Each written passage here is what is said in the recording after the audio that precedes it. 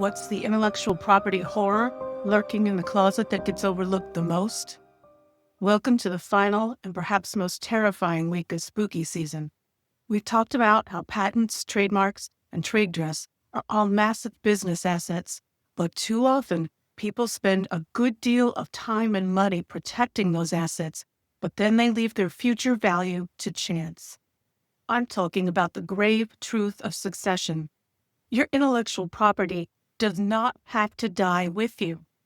The question is, will it transfer smoothly to the right person or entity, or will it be tied up in probate hell?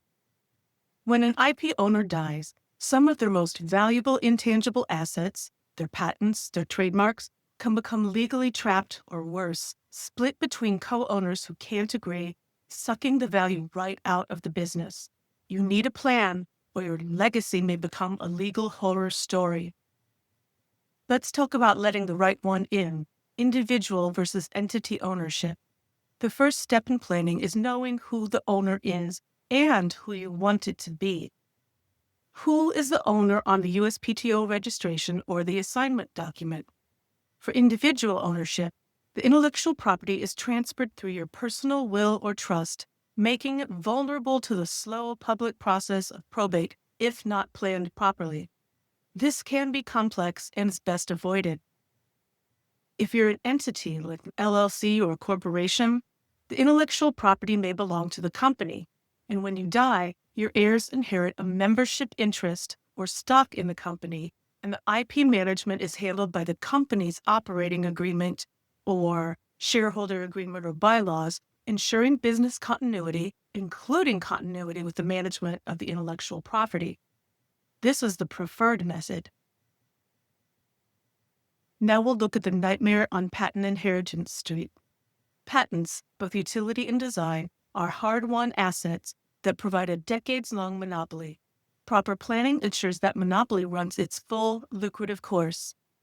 But here's why patent succession planning is important. Patents are complex, long-term assets that require active management, paying maintenance fees and pursuing infringers. Often international maintenance is involved as well. If the inheritor lacks the right technical knowledge or doesn't care about it, the patent's valuable term can run out unused, or the patent can lapse entirely. Here's a nightmare scenario. A deceased inventor's valuable utility patent is passed down through estate intestacy laws to 3 estranged children. None of the children understand the technology, and they can't agree on whom to license the patent to. Crucially, they neglect to file the required maintenance fees with the USPTO. Patent lapses, and the exclusive 20-year term ends abruptly. The multi-million-dollar asset is now worth nothing. How do you plan for this? Your will or trust must address patents with surgical precision. For individuals, use your will or trust to explicitly identify the patent by its U.S. patent registration number and grant it to a specific competent person or entity, such as a trust or business, capable of managing it properly. Ensure the executor or trustee is given the explicit power to sign any necessary assignment documents to officially record the transfer with the USPTO.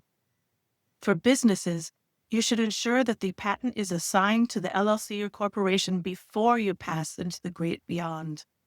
The operating agreement, bylaws, or shareholder agreement then govern the fate of the membership interest while also providing for how the patent is to be managed and whose responsibility in the business it is to manage it, allowing a smooth transfer of ownership shares without disrupting ownership or management of the patent itself. Now we'll look at the night of the living dead trademark. Trademarks can last forever, but only if they are used consistently and defended. This is why trademark succession planning is important. Trademark is a core part of the identity of your brand. If ownership is split or transferred to an unintended party, it can lead to legal feuds and the inability to make key decisions, placing the brand's market value at risk. Here's a zombie co-owner scenario. A small LLC has 2 co-founders who own a valuable federally registered trademark. One founder dies without a buy-sell agreement and operating agreement. Now, the surviving founder is in business with the deceased founder's heir, say, a grieving spouse with no experience, and who doesn't get along with the surviving founder. That surviving founder can't sell the company, can't change the branding, and can't license the mark without the heir's consent. The asset is locked in a legal feud, and the brand is choked to death. Here's how to plan to avoid these scenarios. The core solution is in your business documents. For individuals, if you own the trademark as an individual and license it to the business, that licensing agreement must be clear about what happens upon your death. Likewise, your estate planning documents need to be clear about that and match what the license agreement says. The licensing agreement should state that the agreement will continue upon your death, that your interest will be assumed by your successors, and that your successors will have the same rights you have under the agreement. This is what language like, "this agreement shall inure to the benefit of and be binding upon the parties hereto, and their respective heirs, successors, and permitted assigns" mean. Your estate planning documents need to be crystal clear about who inherits the ownership. That could be your business, an individual, or a trust. Placing it in a trust before your death is often the safest plan if you aren't going to transfer it to the business. For businesses, make sure the trademark is fully owned by the LLC or corporation.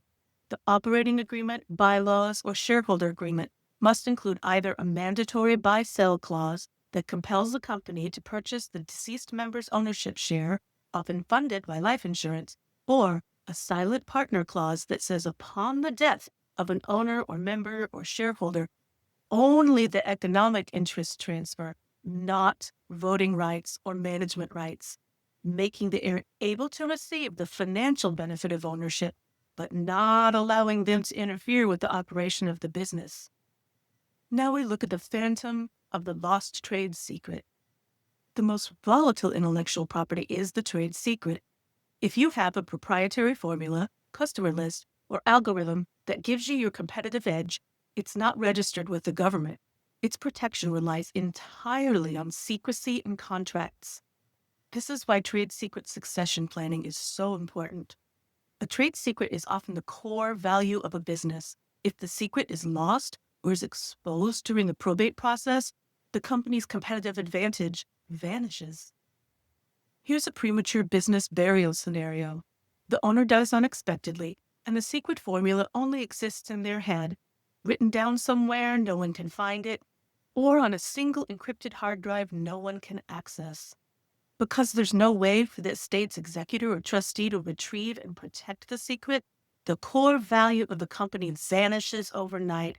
The business is dead. Here's how to plan against that. You need a trade secret succession plan documented by your attorney. For individuals, create a secure, sealed protocol that names a trusted successor or trustee who can access the secret only upon documented events, such as death or incapacity. For businesses, explicitly name the existence of the trade secret as an asset in the operating agreement, bylaws, or shareholder agreement. Don't list what it actually is, though.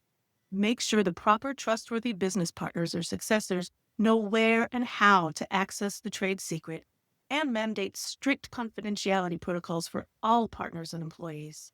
Your silver bullet is planning and documentation.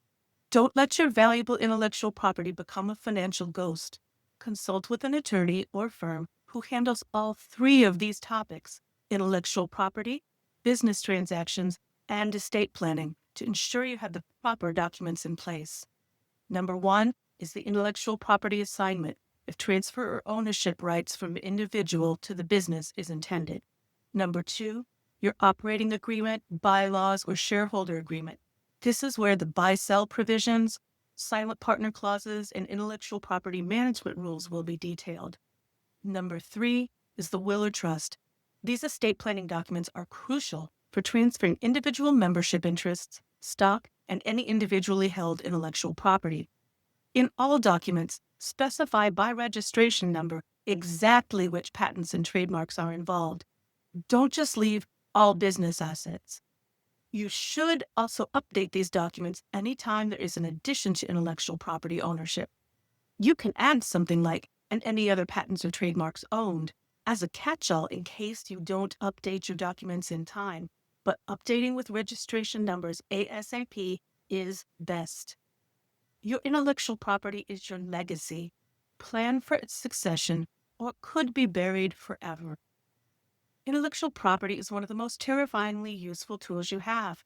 If you're a creator or other entrepreneur ready to build a frighteningly powerful brand, you need to know how to use it. You don't have to face the darkness alone, though.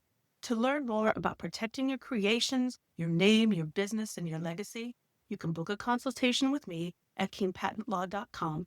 I promise I won't show up in costume. I help entrepreneurs across the U.S. make smart, legally sound decisions about their intellectual property. I'm an attorney in Champaign-Urbana, Illinois, and I serve intellectual property clients nationwide. If this episode helped you survive the horror of learning about how to protect and manage your intellectual property and business, please like and subscribe if you haven't already. You can find all of my other frighteningly good content on the King Patent Law website, at Know Your Rights, Your IP and Business Law Playbook on all major podcast platforms, and at King Patent Law on most social media. The information provided in this episode is for educational purposes only and does not constitute legal advice or form an attorney-client relationship. You should not act on any information presented here without first seeking the counsel of a licensed attorney, perhaps me, for your specific legal needs.